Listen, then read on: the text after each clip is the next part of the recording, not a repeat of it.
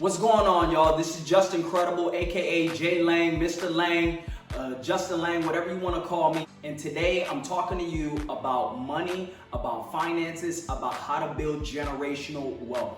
Practical tips and tools from millionaires, billionaires, and people who have achieved financial success, financial freedom. I'm tired of people being ashamed of their credit, living paycheck to paycheck. It's frustrating as hell. My wife and I, when we first got married during our first year, we were sleeping on the floor on a friend's house because they turned our lights off, because we were on the brink of eviction. We didn't have a plan set up. We lived paycheck to paycheck for years. Our credit score jumped down under hundreds of points, and it's frustrating. And I totally can identify with you.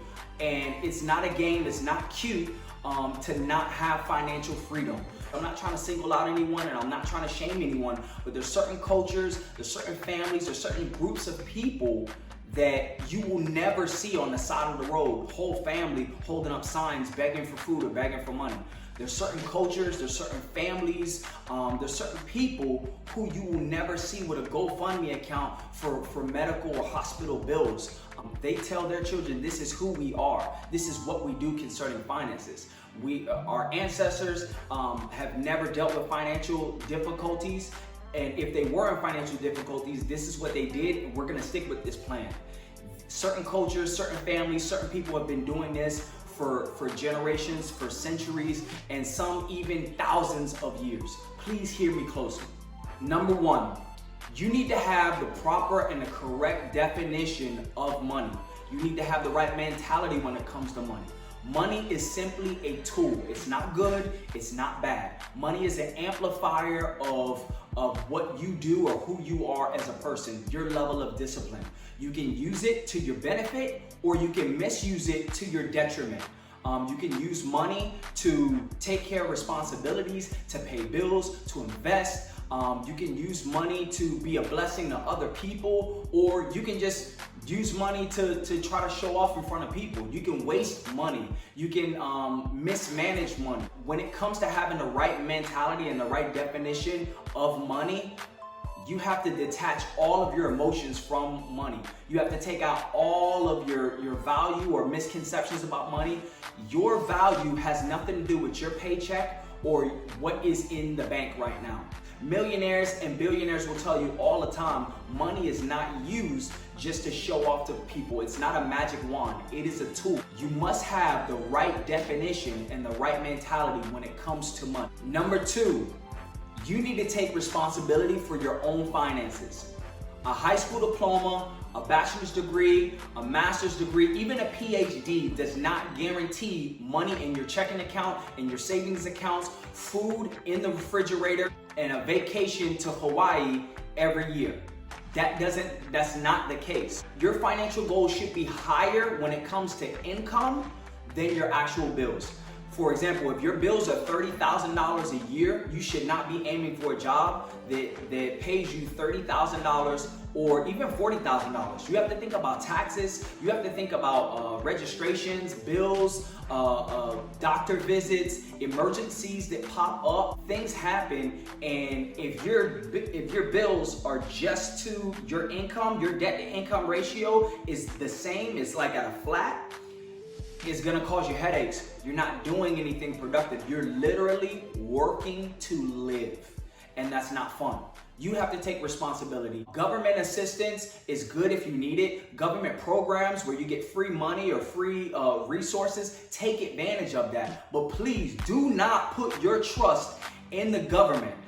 Please do not put your trust and your hope in financial assistance from the United States of America. I want to inform you that the United States government is in trillions of dollars of debt to other countries. So again, it's about you. You need to focus on the wisdom that you have, the 24 hours in a day that you have, the knowledge, the physical ability that you can apply for jobs, that you can work, that you can find creative ideas to bring in income. And government assistance is great, programs is great, people being a blessing to you is great, but at the end of the day, you have to take responsibility. Also, when it comes to taking responsibility, you're gonna have to understand the difference between a need and a want.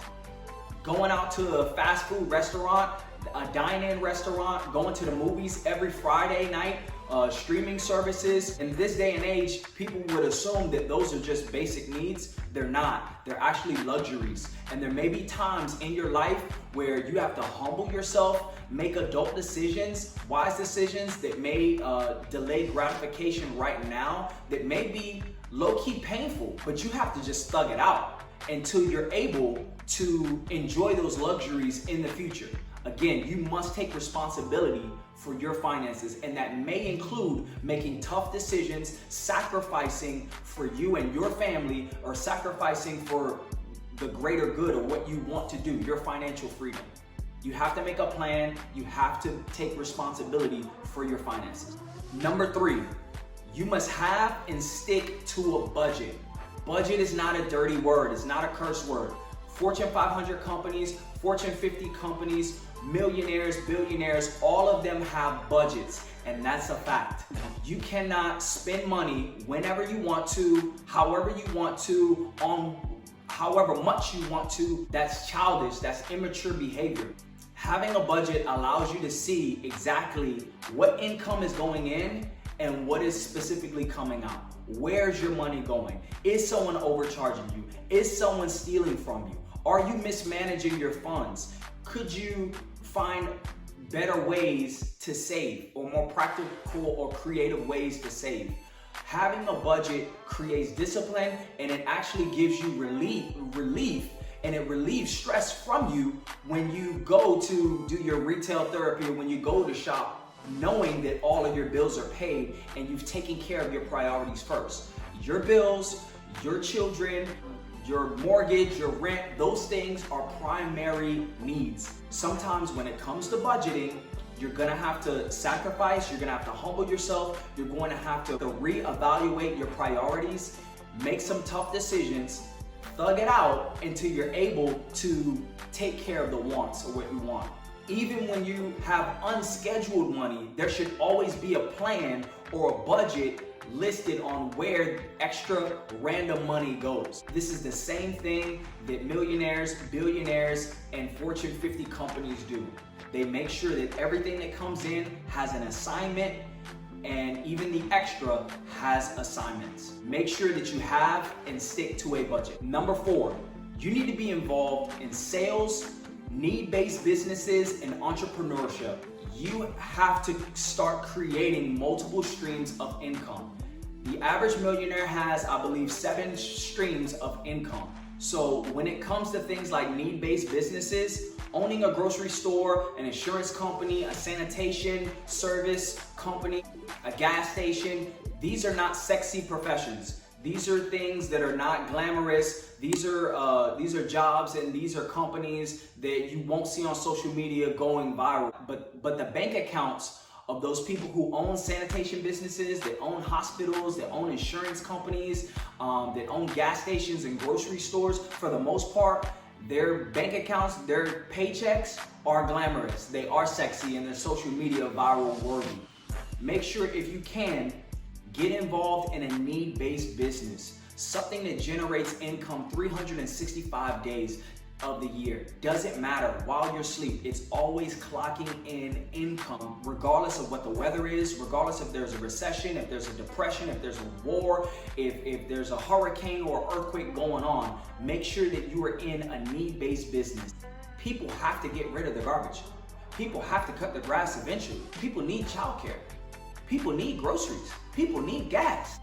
Also, when it comes to entrepreneurship, use your skills, use your talents, use your abilities to generate income. Find a way to market it and sell it and give it to the world. I am a firm believer that God has given every single one of us at least one talent, one gifting, something that we can do naturally that's able to generate income. Whether that's babysitting, whether that's just loving to drive, whether it's singing, whether it's dancing, whether it's athletics, whether it's organizational skills, whatever it is, you have some type of gift inside you. I truly believe this, that can generate income. Please tap into that. Please market it. Please find a creative way to earn income with that. You must be involved in sales, in need-based businesses, and or entrepreneurship. Number 5, you should be investing. And when you invest, you need to be focused on 3 letters. ROI, return on investment. Now, depending on what financial professional that you're speaking to, depending on how aggressive or conservative you are, or how much money you're willing to invest, some people can tell you you should invest in commercial real estate. Some people would say stocks, bonds, mutual funds, index, what have you. Whatever it is, make sure that it's legal, of course. I like to go with the Grant Cardone philosophy is whatever I'm investing in, if it's not earning some type of money, or if it's not giving me back any money, it's a bad investment. So make sure that you're focused on ROI, the return on your investment. Return on investments do not happen overnight. Generally, the lottery is not an investment. Sports betting and gambling is not an investment. Get rich quick schemes, drop a dime, find a dollar. Those are fairy tales. You can believe in that if you want to, but I wouldn't put my trust, I wouldn't put my faith or my hope in that. All investments take wisdom, they take research, and it takes time. It takes money and it takes time. Even with movies, even with the film industry, when they take 2 years and $200 million to shoot a movie, they're not thinking of getting their money back today or tomorrow. They're thinking years in the future. They're thinking the box office now, they're thinking streaming services, licensing for commercials and magazines, they're thinking posters, memorabilia, theme parks, t-shirts, bumper stickers, keychains. They're thinking about anniversary, relaunches of the movies, different sequels. Investments take time. And another thing too, here's some free game. If your employer has 401k investing, especially matching 401k, do it right now. Stop the video and make sure that you sign up for 401k. I'm watching you right now. Do not leave work today. If you're already at work, do not leave work today. If your job has 401k matching benefits, do it today. Sign up today. That is free money. Free money. Free money. Make sure that you're investing, and when you are investing, make sure that you're always thinking about the return on your investment. And last but not least, and this is the most simplest, easiest thing that you can do, and it generates the biggest ripple of generational wealth. 2 words, life insurance. Very simple, very easy, and it yields the largest ripple of generational wealth. If you have children or you're at least 30 years old, you better get life insurance today. It's that serious. I'm watching you. Please stop what you're doing. DM me, shoot me a text, give me a call, shoot me an email. Make sure that you get in contact with me. I can help you navigate through that. You should never be in a situation where your children are not straight. If anything happened to you, a tragedy happens where you're disabled or you pass away, you should generally have life insurance when you're in your mid to late 20s. It helps because the younger you get, because age does play a factor in life insurance, the younger you get, life insurance, you sign up for it, typically the cheaper the costs are. Other things with your lifestyle and your gender, things like that, play a factor in it. When you're getting life insurance, make sure that you get enough coverage. That's one thing that most people almost always forget. Life insurance is not just for funeral costs. The average funeral costs anywhere between $8,000 and $12,000. How do I know that? Because this year, I buried my grandmother. I sat down in Miami with my grandfather, side by side, with the mortician, and we went through every single line item. We talked about casket prices and designs, death certificate costs, the limo, everything, the whole nine. Every single dollar that went into that expense. I understand it. When people die, the expenses are not just funeral costs. There's things like the rent, the mortgage is still due the next month. You're talking car notes, you're talking utility bills, you're talking any other obligations, daycare, school costs, tuition. These things are still going on even after someone passes. One spouse is working part-time, going to school part-time, and the other spouse makes $100,000 a year and they're just working full-time. Well, if that spouse that's working full-time dies, it's gonna take no more than 365 days to feel $100,000 of income gone. When you're setting up and navigating life insurance, make sure that you're setting up your family for maybe 5, 6, even 7 to 10 years out of the general lifestyle on which they've been accustomed to, so they can figure out life again. Go through counseling, be able to mourn the loss and pick up the pieces, because the last thing that they need to do is have the death of a loved one and then they bury you on Saturday, and then 30 to 90 days they're facing eviction because they don't know how they're gonna get their bills paid, or they're setting up a GoFundMe account, or they're reaching out to different people asking for help and assistance. All it takes is planning, all it takes is maturity, all it takes is discipline to set up the right life insurance plan for you and your family's financial situation and pay your premium. That's it. That's all you need to do. If you have a set of grandparents that had life insurance policies on themselves, $250,000 each, and then they have a child, that child and their spouse has a policy on themselves, $500,000 each. That grandchild is literally, if they all pass it all down, their grandchild, federal income tax free, that's another benefit for life insurance. The beneficiary receives the death benefit, federal income tax free. That grandchild is gonna receive $1.5 million federal income tax free.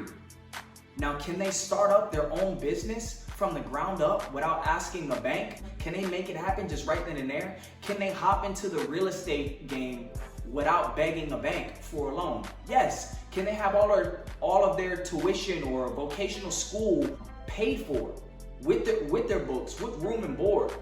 Yes, they can do that. You can even be a middle school dropout. You don't need a master's degree or PhD to get a life insurance plan and set your family up for generation to generation to generation. You don't have to be a genius. You don't have to have any spectacular athletic skills. All you have to do is find the right type of coverage for your family and pay your premium. That's it. Again, if you are at least 30 years old and or you have children and you do not have life insurance, stop the video, make sure that you DM me, shoot me a text, give me a call, send me an email. I can help you navigate through that and make sure that your family is straight. Again, you need life insurance to build generational wealth throughout time. It's not just about you, it's about your family and your family's family throughout time. If you know anyone that's dealing with financial struggles or financial situations that they need help, they need guidance, they need a little wisdom, make sure that you send this video to them. Feel free to shoot me an email, feel free to send me a text or give me a call, and I'd be more than happy to help you navigate through that. Again, I love you guys. I only want the best for you. I appreciate you.